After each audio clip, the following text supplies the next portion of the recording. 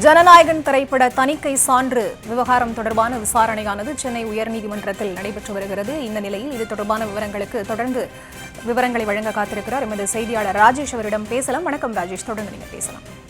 பரிதா, இந்த விவகாரத்திலே ஒருவர் புகார் அளித்தார் என்று தெரிவிக்கப்பட்டிருந்தது. அதாவது சென்சார் போர்டு சார்பிலே இந்த படத்தில் சில விஷயங்கள் நீக்கப்பட வேண்டும் என்று எங்களுக்கு ஒரு புகார் வந்திருக்கிறது.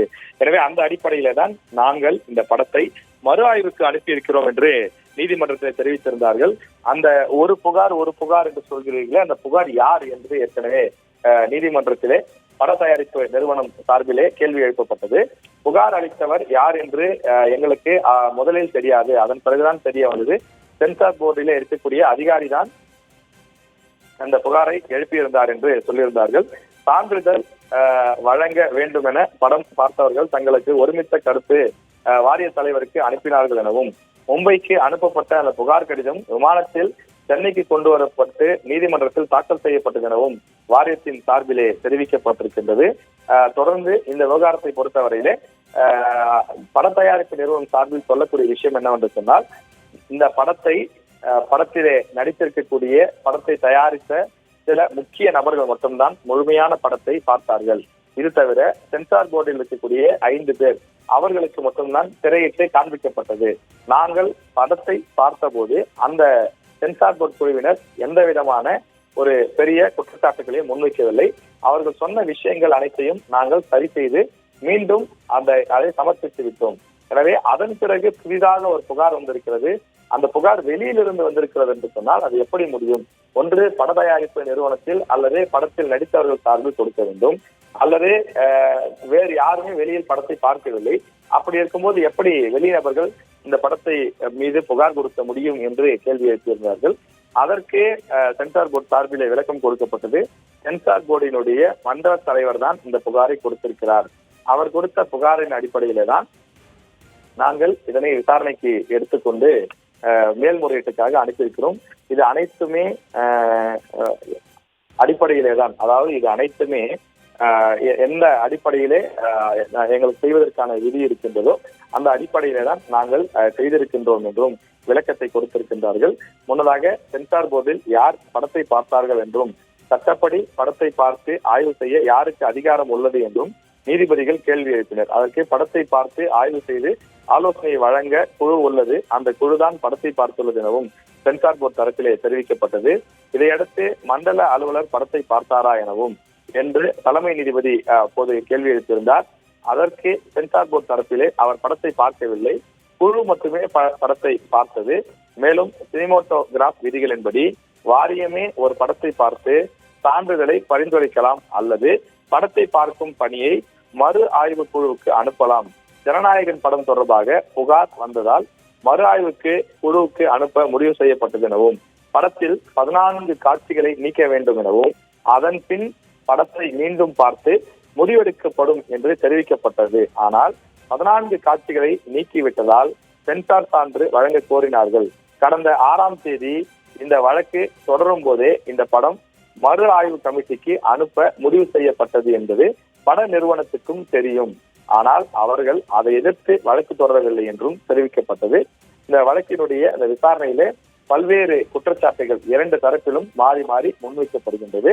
ஆனால் பட தயாரிப்பு நிறுவனத்தினுடைய அந்த வேண்டுதல் என்னவென்று சொன்னால், நடந்தவையாக இருக்கட்டும், எங்களுக்கு படத்தை விரைவாக ரிலீஸ் செய்வதற்கு தேவையான நடவடிக்கைகளை மேற்கொள்ள வேண்டும். அதாவது சென்சார் போர்டு உடனடியாக அந்த சான்றிதழை வழங்க வேண்டும். ஏற்கனவே அவர்கள் ஒப்புக்கொண்டபடி UA சான்றிதழை எங்களுக்கு கொடுத்து விட்டால் நாங்கள் 2 நாட்களில் படத்தை ரிலீஸ் செய்து விடுவோம் என்று பட தயாரிப்பு நிறுவனம் கோரிக்கொண்டிருக்கிறது. ஆனால் சென்சார் போர்டு சார்பில் என்ன சொல்கிறார்கள் என்றால், எங்கள் பணியில் யாரும் தொந்தரவு செய்யக்கூடாது, நாங்கள் ஒரு தரமான படத்தை தான் வெளியே விட முடியும். தொடர்ந்து இந்த படத்திலே சில காட்சிகள் மற்றவர்கள் மனதை புண்படுத்தக்கூடிய வகையில, அதே போல ராணுவ சீருடை உள்ளிட்ட சில விஷயங்கள் பயன்படுத்தப்பட்டிருக்கிறது, அவர்கள் தரப்பு அனுமதி பெறப்பட்டிருக்கிறதா உள்ளிட்ட பல கேள்விகளை எழுப்பியிருக்கின்றோம். மத ரீதியிலான சில காட்சிகளும் இடம்பெற்றிருக்கக்கூடிய காரணத்தால் யாருடைய மனமும் புண்படாதபடி இந்த படம் உருவாக்கப்பட்டிருக்கிறதா என்பதை நாங்கள் மீண்டும் ஒரு முறை திரையிட்டு காண விரும்புகிறோம். எனவே அதை பார்த்துவிட்டு பிறகு நாங்கள் முழு திருப்தியோடு சான்றிதழ் கொடுக்கிறோம். அதன் பிறகு நீங்கள் படத்தை ரிலீஸ் செய்து கொள்ளுங்கள். அதை விட்டுவிட்டு எங்களுக்கு நீங்கள் நெருக்கடி கொடுப்பது ஏற்றுக்கொள்ள முடியாது என்று தெரிவித்திருக்கிறார்கள். எனவே நீதிபதிகள் 2 தரப்பு வாதங்களையும் கூர்மையாக கவனித்துக் கொண்டிருக்கிறார்கள். இறுதியாக அவர்கள் தீர்ப்பு கொடுக்க இருக்கிறார்கள். ஆனால் இன்றே தீர்ப்பு வழங்கப்படுமா என்பதுதான் தற்போது கேள்வியாக இருக்கின்றது. இன்றே தீர்ப்பு கொடுத்தாலும் நாம் ஆச்சரியப்படுவதற்கில்லை. ஆனால் சென்சார் போர்டு சார்பிலே அவகாசம் வேண்டும் என்று கோரிக்கை வைத்திருக்கிறார்கள். எனவே ஒரு சிறிய கால இடைவெளி விட்டு மீண்டும் விசாரணை நடந்து அதன் பிறகு இந்த தீர்ப்பு வருவதற்கான வாய்ப்பு இருப்பதாகத்தான் வட்டாரங்கள் நமக்கு தெரிவிக்கின்றன. நீங்க சொன்ன தகவலின் அடிப்படையில் சென்சார் போர்டு 2 வாரங்கள் கால அவகாசம் கேட்டிருக்கு. முன்னதாகவே தணிக்கை வாரியம் சார்பில் அவங்க தரப்பு வாதங்களை முன்வைத்து தற்போது கேவிஎன் புரொடக்ஷன் சார்பில் அவங்கள் தரப்பு பிரதிவாதங்களை முன்வைத்து வருகிறார்கள். இப்போ என்னுடைய கேள்வி என்ன அப்படின்னா, இதற்கு முன்னாடியே வேறு ஏதேனும் திரைப்படங்களுக்கு இதே மாதிரியான ஒரு நிலை ஏற்பட்டிருக்கிறதா? குறிப்பிட்ட தேதியில் படம் ரிலீஸ் ஆகாமல் இதே போன்று தணிக்கை வாரியம் கால அவகாசம் எடுத்துக் கொண்டிருக்கிறதா சான்றிதழ் வழங்க? பரிதா, இதற்கு முன்பு தமிழ்நாட்டில் பல படங்களுக்கு இது போன்ற ஒரு விஷயம் ஏற்பட்டிருக்கிறது.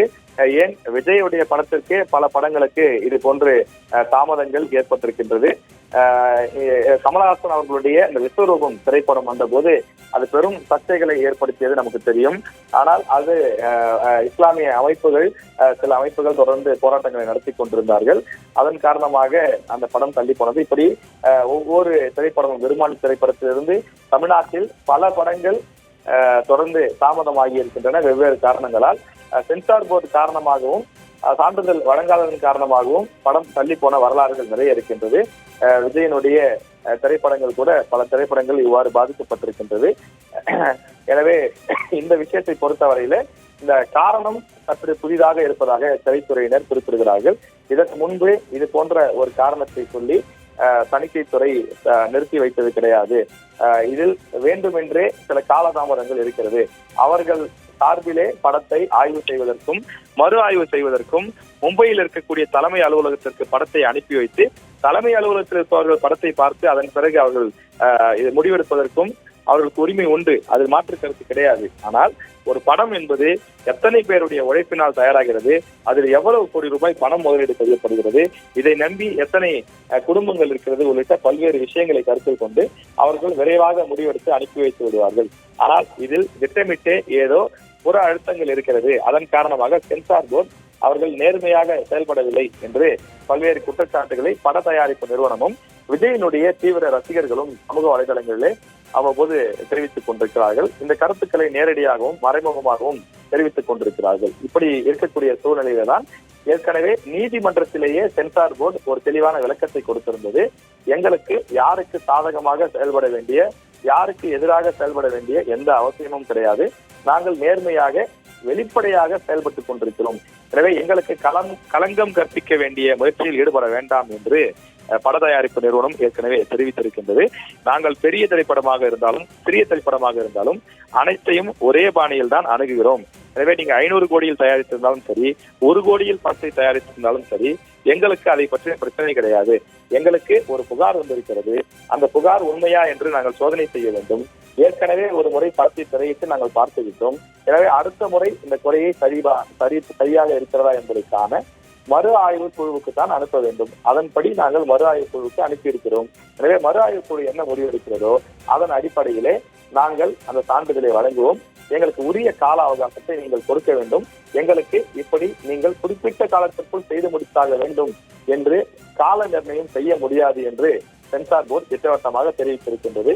எனவே தொடர்ந்து இதில் காலதாமதம் நீடித்துக் கொண்டிருக்கிறது.